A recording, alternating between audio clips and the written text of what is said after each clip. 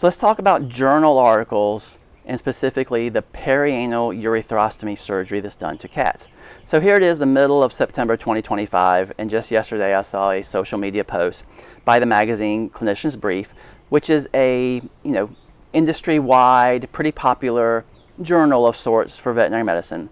So the social media post was about a PU surgery. We'll get to that in a minute. The comments in the post that the magazine poster made, and that all the veterinarians who were liking and commenting on the post made, they talk about it being a life-saving surgery and one of their favorite surgeries and so rewarding. But it's actually quite barbaric when we talk about what's done. It's commonly done, or almost exclusively done, to male cats who are experiencing frequent urinary tract obstructions, which is a deadly thing, and that's why it's a life-saving surgery, sure. So modern Western medicine sees it as a life-saving revolution, modern ingenuity thing, because modern Western medicine does not know how to look for underlying causes of disease and illness. Modern Western medicine never even considers the concept of trying to figure out, why do these male cats develop this obstruction in their urethra to where they can't urinate? Instead, modern Western medicine teaches us as veterinarians and medical doctors only to seek out a pharmaceutical, artificial, chemical-derived drug or chemical-derived pharmaceutical supplement to try to reduce the blockages. But never, anywhere, do they mention the idea of trying to identify the actual underlying cause.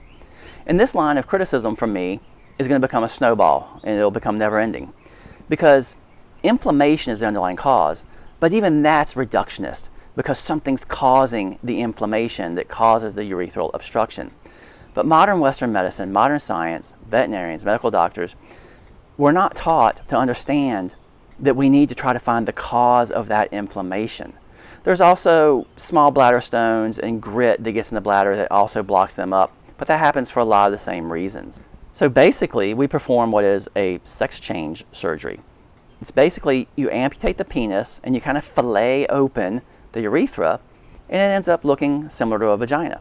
Now this alleviates the symptoms, or what they think is the problem, because the larger diameter doesn't get blocked when there's inflammation or when there's little stones or pebbles or grit passing through in the urine. But the underlying actual cause of inflammation in gritty urine have not been addressed.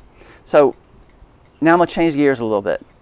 While this appears to me to be complete ignorance and stupidity on the part of modern Western medicine pharmaceutical companies, I think I'm giving them too much credit when I accuse them of simply being naive or ignorant as to how health and nature operate.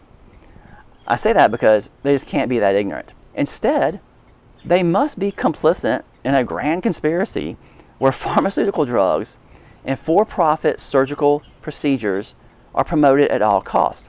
This is done through coercion of clients who can't afford the several thousand-dollar surgery. You give them fear and guilt. They need to go take out a loan to pay for the surgery. And it's done through propaganda applied to the veterinarians like us when we read these journals. These journals are supposed to be industry-leading, peer-reviewed, fair descriptions of some other expert veterinarians have done some studies and made some reports, and they put it in these journals for us to read it so we can learn some stuff. Or there's some new disease happening in some small parts of the world that we need to be on the lookout for. It's supposed to tell us stuff like that.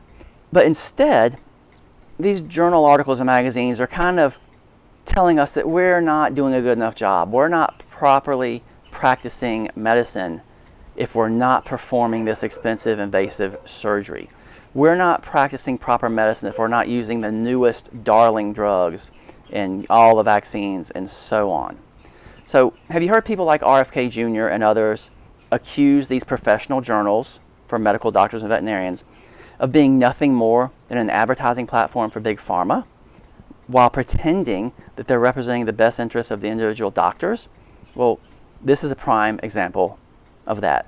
There's more about this and a lot of other topics about health and how the veterinary industry affects our pets in my book, available on Amazon, and I also offer phone consultations if you have questions. Thanks.